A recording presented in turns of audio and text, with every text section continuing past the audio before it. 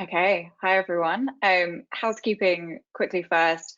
Everyone is on mute just for background noise, but if you want to ask a question, please raise your hand. If you're not comfortable asking questions, you can pop them in the chat function and I can ask them for you. We'd love this to be as interactive as possible. Tim and I were just saying we will happily sit and talk about this book the whole time, but it would be great if other people want to get involved. So please do just stick your hand up and join in. So Tim, first of all, thank you for coming and joining us. I really appreciate it. Lovely to be here on this wet and windy day in Sydney. I know, it's miserable, isn't it? I think I was trying to work out earlier where I came across your book, and I think it was a startup list. I was doing a startup course, and I just ordered all the books off the list without paying too much attention. It was like, here's your reading list. So I ordered everything, and it was only when I started reading it, I was like, oh, this is actually like local. This is like people I know, and like I know these brands, and I love that for one, because I don't think that happens very often in marketing books. And I think the other one was the fact that it made you actually do things at the end of it. So you read a chapter and it was like, oh, now I have to use my brain and put it into practice rather than just read. And for me, that kind of really made me think and like drive it home rather than just kind of go, oh yeah, that was nice. I think I learned something. Yeah, I think I've read probably every management, marketing, business book out there. Probably similar to yourself. I don't know if I would just order them all without kind of knowing what they are, but I like that you took the plunge. And I've read so many of them over the years. And what I kind of found was that our Australian scene at the moment is so interesting, and there's all this really great stuff happening and great businesses being built. And there wasn't many books that talked about kind of our our own backyard. So I wanted to change that. So it was quite refreshing. And of course, there is some examples of overseas. I went over to Silicon Valley and hung with Tim Brown, who co-founded Allbirds, and spoke to Pakistan and to kind of lots of different countries around the world to get their experiences. But at its core, it is quite an Australian book. And the second part of that is that the way that I love learning, I love getting inspired, and I love, getting fired up and reading a book. And then I get to the end of it, and I'm always like, what do I do with this? How can I actually apply this in the real world, or what can I do to this? And I'm quite a practical person. I love making lists, and I love kind of having steps to follow. So I thought that I'd subject anyone who read the book to, now that you've read this chapter, here's an exercise that you can do. And I've loved that, because people that have done the book have then told me all about their exercises and the things that they've found whilst doing it. And I'm also aware that not everyone thinks like that. So some people might just skip over the IRL section and kind of go straight to the next part. But that's kind of how I like to learn.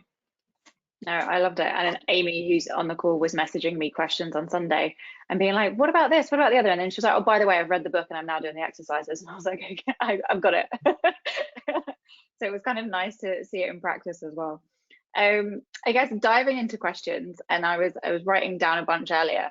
One of the things I was thinking about, going back to what you've just mentioned about how the Australian scene's changed so much recently.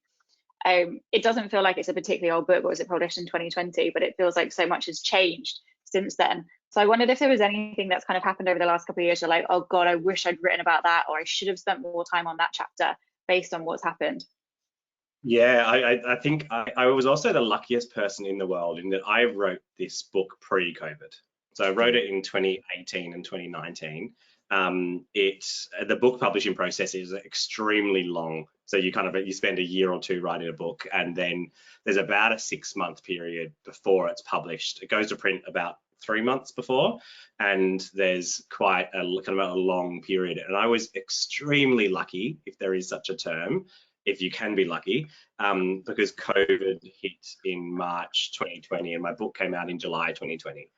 So I was fortunate in way of making a shitty situation slightly less shitty, in that I was able to revisit a bunch of the companies that I spoke to in the 2 years previous, before any of us had even heard of COVID or pandemics or shutdowns or any of those things.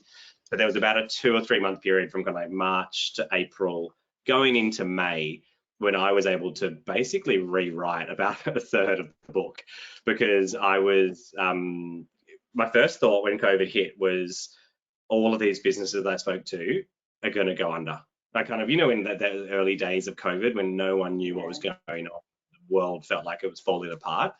My selfish thought was, I've just written my first book all about these amazing businesses with strong communities around them, and now they're going to go under. And this book's going to be like a tome, you know, like a book kind of like talking about the before days. So I called up all the businesses, or a bunch of the businesses, and spoke to the founders in those few months.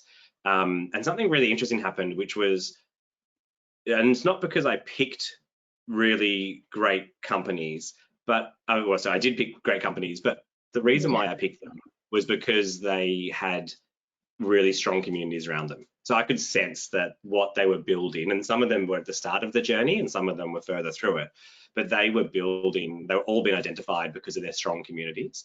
And so what happened was, during COVID, over the past 2 years since the book came out, almost every company in there has gone from strength to strength. They have doubled, they've listed on stock exchanges, they've been sold for gazillions of dollars. They've, you know, so companies like Who Gives a Crap Toilet Paper, I think probably one of the best winners out of the pandemic.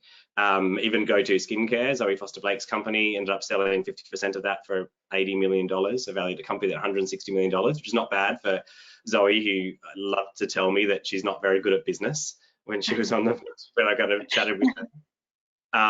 Even Airbnb, which kind of weathered, you know, pandemics and shutdowns to then go on at the other end to be listed on the stock exchange. Allbirds, same thing, they're kind of valued at something $1 billion.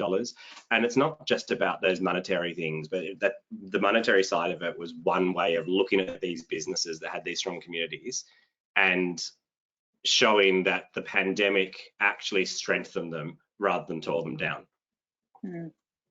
Yeah, I think that's so true. I smart because my Who Gives a Crap order came about 2 minutes before this. Nice. I do. Nice. I really do love those guys and what they've done. They're the best example in Australia of, people often talk about profit and purpose, and, you know, can you balance profit and purpose together? And Who Gives a Crap literally balance it together with 50% donation and 50% profit. And I think in 2021 they made $12 million of profit, and I'm sure that in 2022 they're going to make more. Yeah, that's huge. That's amazing. I guess on that as well, just thinking about what was in the book and what wasn't, was there anything that when you got to the editors and the editors were like, you're not keeping that you really wanted to fight for and you wish you'd included? Oh, what a great question. And because I handed in years ago, and so I'm trying to think back through to then. Mostly it's a conversation. So if anyone has been lucky enough to have the ability to kind of write something long form like a book, the first draft that you hand in is generally a jumbled mess. You think otherwise you wouldn't hand it in, like you put your name on it. But the first draft and what you read in your hands is 18 months later normally bear no resemblance to each other. So my first draft of Cult Status, it wasn't even called Cult Status at the time. The interesting part was I talked about these businesses and it had all of these same information in there.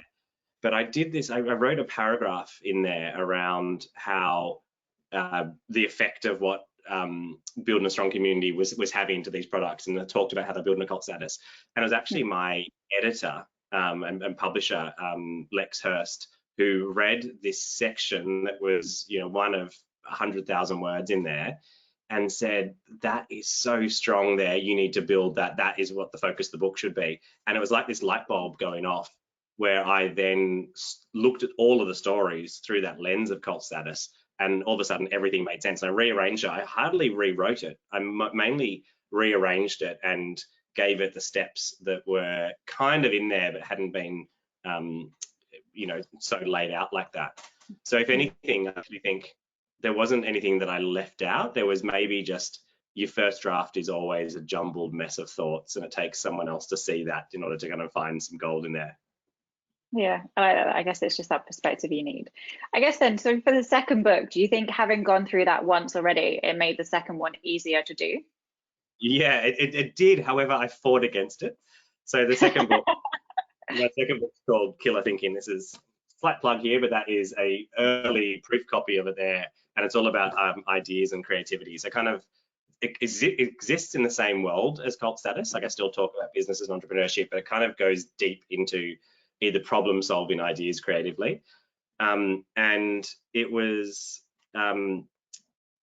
I fought against it in terms of I tried to write a different format, and so I kind of like wrote all this stuff. My first draft was this format that kind of, once again, the content was there and the ideas were there, but it just wasn't as easily laid out. And then after speaking to my publisher and kind of going through that, I realized that there's a really lovely formula in Cult Status that makes it really easy to understand. Following the steps makes sense. Doing an IRL section at the end of each chapter that gives people exercises to do, all that makes sense. So my first draft didn't have that in there. And then for the second draft, I experimented with, I think I fought against it. And the second draft, I then went into a similar format the Cult Status was in, and everything just made sense. It was so much easier. I should have just not fought it in the first place, because people appreciate, I do as well, the building of a story in a book to get to somewhere, and you need to really signpost that, because we've got so much noise in our world that you kind of need to take someone along for that journey. In this book, in fact, there is a, let me bring it up here. I actually build a key to Killer Thinking. I won't show you what the key is there, but it kind of is like this. It's like literally a keyhole. And it comes from when I used to work in brands and marketing. There was brand keys and things like that. So I kind of build this one from the ground up. So you start off with this one here, and you go to there, and you kind of build up this entire, almost like a visual way of thinking about the keys. And that was quite fun to think through and to kind of help build something like that. Yeah, I almost like as well, like if all your books start following that structure, it's like you kind of pick up a Tim book and you know what to expect, and they're like, you're going to have to do some work. They're not just going to tell you things, like you've got to get your brain into gear as well. I quite like that. Yeah, yes, so do I. And I actually think that that's a space that I think there's a gap in the market for. And I think the success of Cult Status has shown that. So it's, you know, I love all the business books, and I've read every Simon Sinek book, and I've read every business book out there, and I get inspired, but I often don't. I put it down and I think about the theory, but I don't know how to apply it. And so I think the gap for my books is, yeah, here's some theory, but then here's how you can actually apply that, and here's how you can do workshops and ignore it or not. If you're someone who loves doing exercises, then yeah, I love the practicality of the books. Yeah, I love that. I'm going to ask one more question on that, and then I'm hoping someone from the attendee list is going to ask some questions. DC, I'm probably looking at you because you've always got loads of questions. The one thing I was going to say, like, I feel like when you read this and you went through the exercises, you're like, it makes so much sense. This is so easy. I'm going to build, I'm going to build a brand and an audience and a community. And it's going to be incredible, like super easy. You've laid it out so simply. Why don't you think that more people actually spend the time doing it? Because it makes sense, right? Like we're all reading it and nodding and going, yeah, but it doesn't seem to happen all that often. Yeah, it's really bloody hard. That's the reason why. I'm trying to simplify it as much as possible and make it sound easy, but it's not always easy. There's my little dog in the background, by the way. He's just, she's shaking. It's too wet to take her out for walks at the moment, so she's, she's going to walk around the house instead. Yeah, I think sometimes these things sound easy, and that's why the final step that I wanted to put into Cult Status was strap yourself in, because I kind of wanted to make sure, and in that step I talked about how hard it is, and I talk about mental health challenges that a lot of entrepreneurs have, and I talk about the roller coaster, and even give examples of, I think that's a part of the book where I talk about Michael Fox, who started Shoes of Prey with his wife at the time, Jodie Fox, that raised lots of money and then ended up losing lots of money, and how hard mentally that was for him. And I feel that it sounds easy, and when you read it in a book and you're not along, but as we all know, life experience and kind of actually getting shit done is really bloody hard sometimes. So I'm certainly not sugarcoating it and saying it is easy, but if you do think about it and you think methodically through it, it's really lovely to have some kind of guidebook to make it slightly less easy. Slightly less hard. Yeah, sorry, to make it slightly easier. Yeah, totally true. Has anybody got any questions? I feel like everyone's being shy tonight. Like 5:45. We probably should have done this with wine. Yes. Then we'd have had a louder crowd. All right, I'll keep going with my questions. I guess the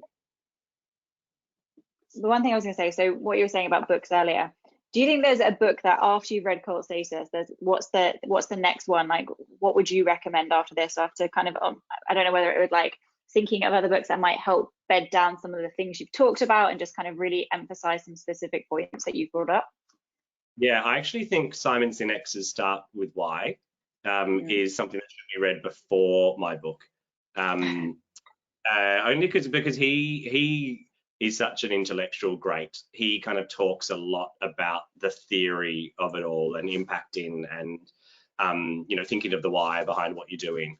And I love a lot of his just the way that he describes concepts. And so I think reading Simon Sinek first, and then myself, my books as a follow up to that is kind of like you get a bit fired up, and then it's a bit of the how to do it. In fact, one of someone who I met by publishing the book, a guy called Andrew Davies, who is the CEO of B Lab in Australia, which look after B Corps. And he, when he does presentations now, they're the two books that he tells all his founders that they should read: Start with Why and Cult Status. And for that very reason, I think one is kind of like a bit more of the theory and one's a bit more of the practical side. And I love that to be in the same sentence as someone like Simon Sinek. Yeah, I'm a big fan of Simon Sinek and Start with Why. That was also on our startup reading list as the first one that we should start with. So maybe they've all had a chat somewhere along the line, and be like, you start with why and then work out the rest. Yeah. It just had one question coming from Oscar, and he said, "What if Simon got it wrong? I have heard start with who, then why. What's your take on that?" Um, it's probably a bit of semantics. I think kind of like thinking through who or why, or you need to do them all. You need to think of the who's and the whys and the whats. I think the reason that the Start with Why is so successful is because often people don't think of the why. Sometimes they might go straight into, it's easy to think of the who because it's kind of like, oh, my audience is for this over here. It's easy to think of the what. And the why is often forgotten.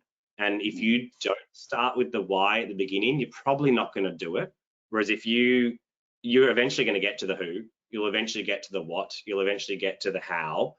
But if you don't start with that why at the beginning, it's very easy to get caught up in all the other things and forget about it. So I think Simon Sinek was right when he said start with why, and it's only because if you don't start with it, you're kind of going to forget about it. You'll always get to the who eventually.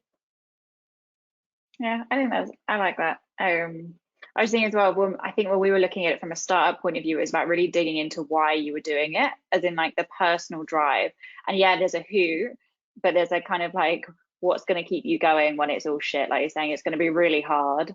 So really kind of dig deep and don't be surface level on your why. And I think for us, like there's a few different Simon Sinek exercises in there to get to that why.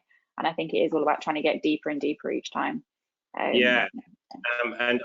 So one of the ideas in the book was the concept of impact statements, which I'm making it my mission on this earth to try and make impact statements as popular as mission statements are or vision statements are, because I think it's so important.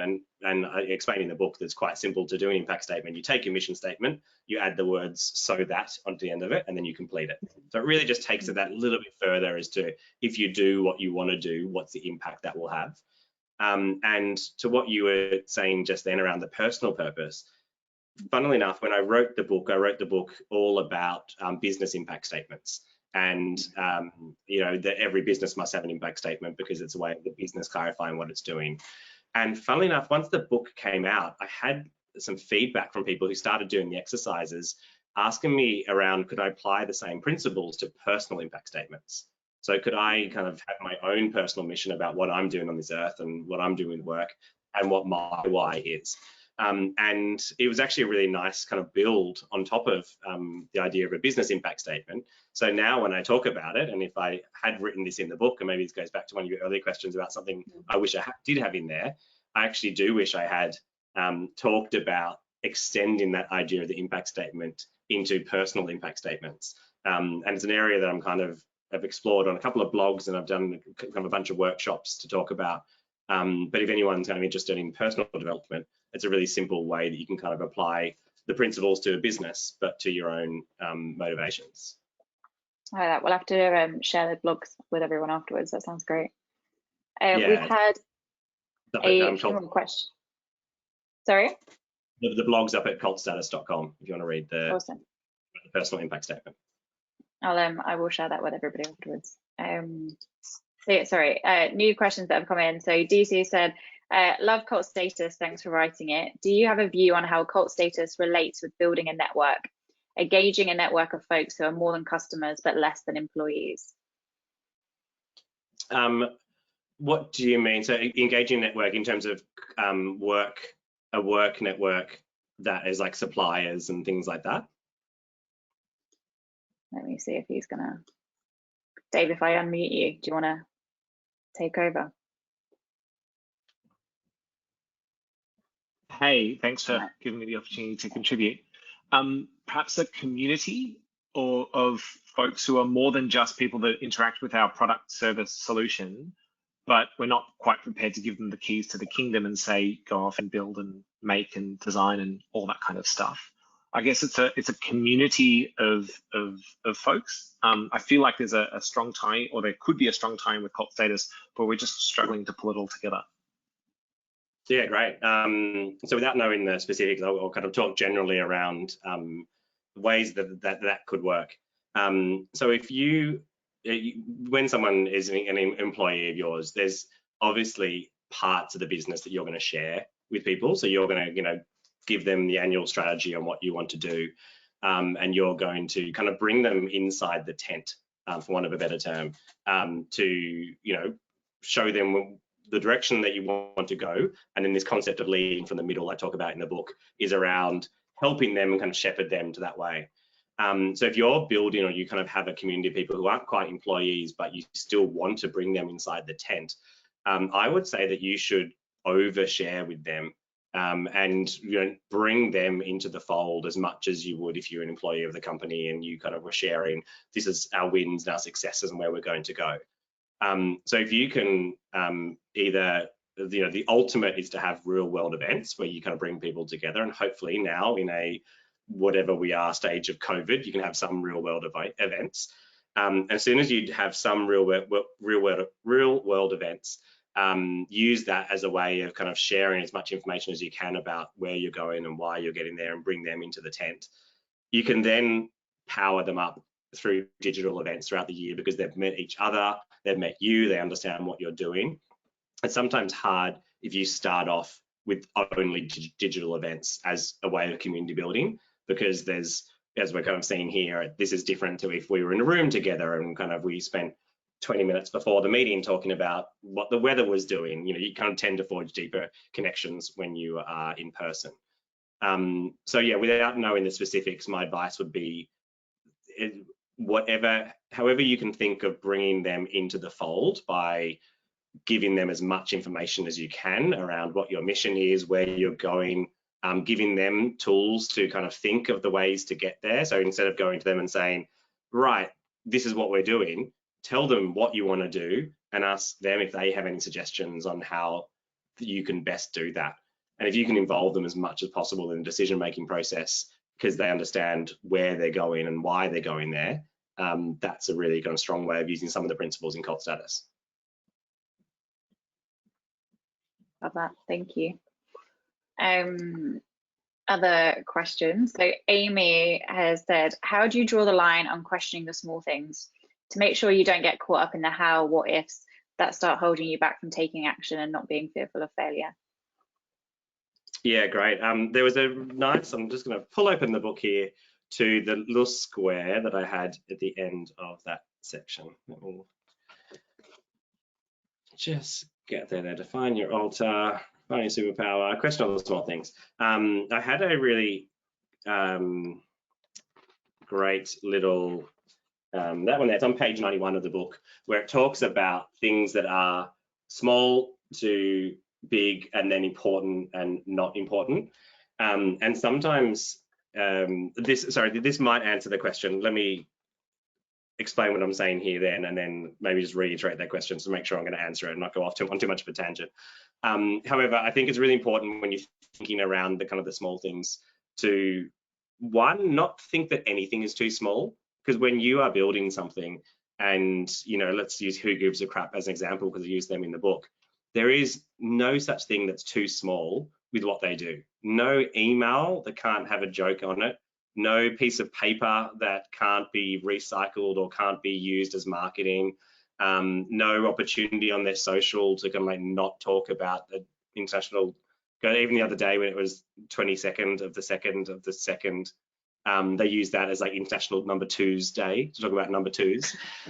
So it's almost like there's no occasion that's kind of like too small to kind of like think about those small things. However, I think it's important to not be overwhelmed by too many of those small things that are really not important. They're like, only like tiny things. I think it's important to do some of them, but not focus, if you're looking at page 91 of the book, not focus too much in the really small and not important, and see if there's small things that are important that you can change. So things like, it depends on what your product or your service is. It's hard for me to kind of give some examples there. But if you can kind of stay as much as possible in A, which is kind of small and important, that is kind of where I would try and focus time. It's obviously it's harder, easier to say, and it's harder to do sometimes. But I think that should be the first aim, and then by doing those and by getting some of those wins on the board, that's when you can start moving over into the big things that are important, and also big, and that could be like leases and staffing and kind of like things that might take a long time and a lot of money to do. Did that answer that question? Sorry, I kind of like I was just so excited to talking about that part of the chapter that I got slightly off topic. No, I think it answered. Amy, you can let us know if it didn't, but I feel like it did. Just going to go through other questions. Oh, David came out.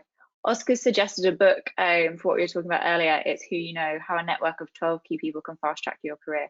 I'll add that to the notes at the end as well, just so everyone has got that too. Anyone's got any other questions, keep popping them in the question box, and I'll keep up with it this time. Sorry, Dave, I missed your last one. Okay. What other questions did I have? I'm going to say that's in there.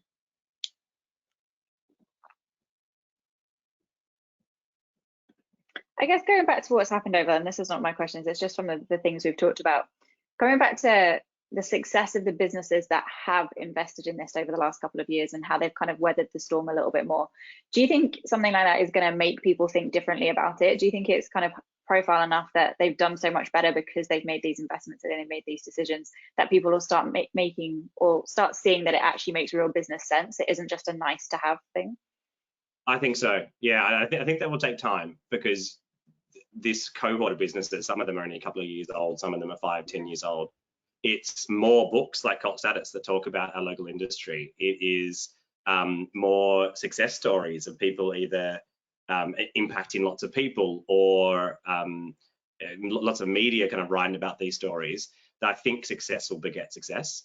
And over time, people realize that. But it's sometimes when you see the success of Who Gives a Crap, and then you see the success of Future Super, and you see the success of GoTo, most people don't put 2 and 2 together and think, what do they have in common?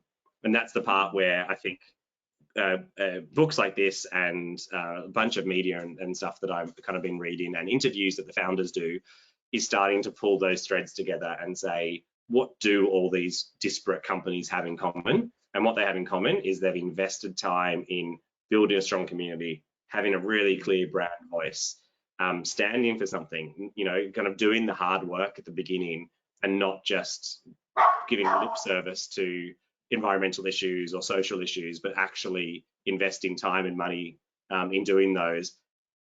But this is a shift, this is a generational shift. This is something that might take a decade, 2 decades for people to see. But I think if they're going to look back at this time in history, they're going to realize that there is a big seismic shift happening. It's just quite hard to see while you're in it. Yeah, totally. You're like in the middle of the storm where it's all happening, and it's difficult, isn't it? Yeah. I do feel like it's a book that we need to get in front of more founders with everything that's happening in the startup landscape here. And I know it was on our startup reading list, but it feels like every founder needs it rather than marketing people necessarily. Like, it's great for marketing people, but I feel like it needs to start kind of almost higher than that or earlier than that it's as you're starting up. Yeah, I totally agree, and it's my mission. I'm speaking at Sydney Startup Hub on Saturday as part of an event, it's my aim to try and get it into the hands of as many founders as possible, because that's how you have impact, by founders reading this and understanding it, and then them, as you said, creating the company with that in mind, rather than handing it to their marketing team after they've been running for 5 years and say, "Oh, this environmental thing looks interesting. What can we do about that?" Yeah. Or should we build a community now? Yeah, it's just that easy, right? Like we've all had that as a KPI. Like, yeah, we can build that in a few months, sure. Totally. That and make a viral video. That was something that when I worked in, Yeah. that was the request of a client, go and make a viral video. I had that yesterday. I was talking to a friend about my plans for International Women's Day. I was like, I feel we should do something. And he was like, and I told him, he's like, do you think it's going to go viral? And I was like, I doubt it. I mean, I think my friends might like it, but that's probably going to be about it, to be honest with you. The concept of things going viral just doesn't, it's not, if anything, TikTok is almost like democratized virality, because things can kind of go viral, but that means like a TikTok will blow up for half a minute and then will kind of die down.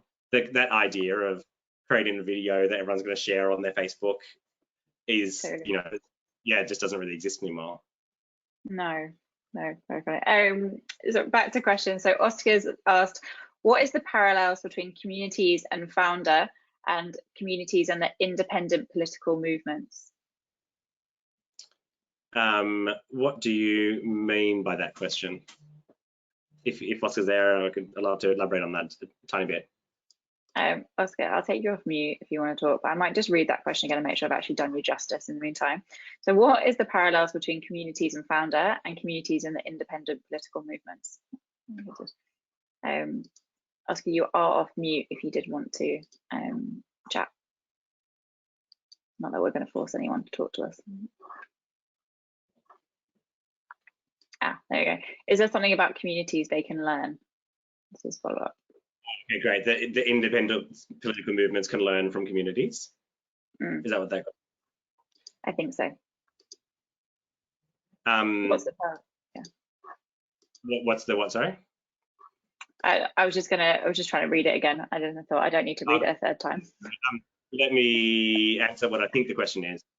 So can independent political movements learn from, what can they learn from communities and founders? So I think a really clarifying thought that, and the interesting thing is that the book has really resonated with a bunch of non-profit founders, or for impact founders, as I prefer to speak to them, because when you define something by what you're not is quite a terrible way to define yourself. I'm a non-profit. I'm actually for impact, or for. And a lot of them are kind of movements that are building. So whether that is a movement to raise money for something, or a movement to raise awareness for something else. A lot of movements can learn so much from businesses and companies and kind of how they operate. And in the same way, I think individuals as well can also learn from businesses. So one of the things I talk about in the book is that all of us need to consider ourselves as our own mini media companies. Every single thing that we put out there on social media is exactly the same way. When I was running a media company, we had 70 full-time staff at Junkie. The way that we thought about content was just a more staffed up version of the way that I think about when I'm posting to my social media page. And I think therefore that sometimes, independent political movements as well might think it's just, we're small, or we don't know what we're doing, or how am I going to get someone's attention? But if you think of it the same way that a media company thinks of it, which is, who's your audience? Why are you posting this? What's the emotion that you're going to get out of somebody? What's my content strategy? How am I going to learn from the content I put out there to figure out that's content that people like? I'm sure all of us are probably guilty of, we post something kind of innocently onto our page and we realize, wow, a lot of people are commenting on that. And then something in the back of your mind, next time that happens again, you then start reposting that same content. That's exactly what happens with a media company. You get feedback from the audience. So I don't know if that quite answered the question, but I think kind of independent political movements, if they act and think like both businesses and like media companies, then they've probably got the best chance of trying to build a community around them. In fact, if anything, I think they've got an advantage, because they're generally not trying to sell something. They're trying to get people to perform an action or join a movement, and that can be really great ways of kind of building communities, because your vision, your purpose is super clear. Your vision, if you're just selling toothpaste, you need to try and find what your vision is in order for someone to join you. But if you are a political movement that stands for something like I stand to ban plastics out of the ocean, that's very easy for people to understand and to build a community around. The other final thing about that is, I think a lot of the things that I talked about in the book around like defining your altar and kind of thinking through what your rituals are and things like that, that's really important also for political movements. So kind of one example I used in the book was Take 3 for the Sea, which was about a cleanup litter when you go to the beach, and it kind of was born out of a ritual to take 3 things with you when you leave the beach. So kind of find 3 pieces of plastic and take them in. It's a very simple ritual, and they built this entire movement kind of off the back of just a very simple ritual. I love that. I was laughing when we were talking about dogs earlier. So my puppy has a thing about picking up clear plastic. I don't know how she manages to find so much clear plastic, but she does. So every time we go to the beach, she's like, we've got to find 3 pieces of clear plastic and then we can go. Right? They're the things. It's a great ritual. Has anybody got anything else? If not, maybe we'll let Tim go. In the meantime, just checking before I'll give everyone a couple of minutes. In terms of your new book, obviously Cult Status, as we were talking about, we're trying to get in the hands of founders. Is the new book aimed at founders as well? Is it a different audience? So the new book it exists, as I mentioned before, in the world of Cult Status. So it's still about entrepreneurship and startup. However, it has a broader audience as well. So Killer Thinking, the tagline for Killer Thinking is how to turn good ideas into brilliant ones. And it's really about, all of us have ideas every day. And that might be a business idea if you are a founder. So that's where the relevancy in the Cult Status world is. Or if you're running a company, or if you have a project and you kind of have this problem that you want to solve, all of us have good ideas. And what I wanted to do was try to kind of figure out, by speaking to lots of people that have started companies, that are creative themselves, that have started some of the most interesting ideas, I think, in the world, and figure out what's that process that you can move it along from a good idea into a great idea, and then move a great idea into a truly brilliant killer idea. So in the book, I talk about killer ideas and I kind of define killer actually stands for kind, impactful, loved, lasting, easy, and repeatable.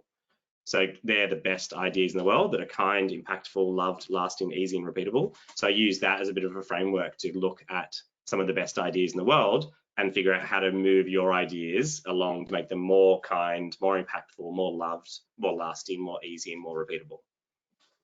I love that. That's awesome. I'm really excited. Yeah. I'm glad I'm on the wait list already.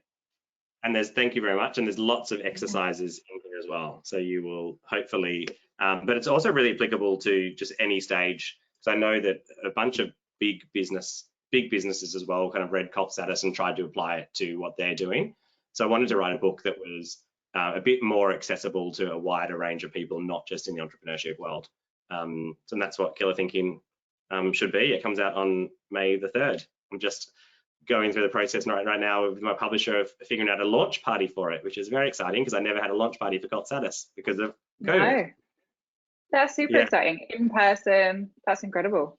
In person at a really fun venue. Just like the concept of that blows my mind. So, who knows? It's still 2 months away. A lot can happen in 2 months, as I found out in the last 2 years. Yeah, but I think we'll just keep our fingers crossed and hope that you can actually get everyone together. Surely we'll be okay. Yeah. Anyway, thank you. Thanks so much for today, and thanks everyone for all your questions. I've loved it, so thank you all, and I really appreciate you taking the time out to come and talk to us, Tim. That's right, thank you, and thanks for the great questions. Hopefully I answered them without going down too many tangents for you. I think you were great. Thanks so much. Bye, guys. Thanks.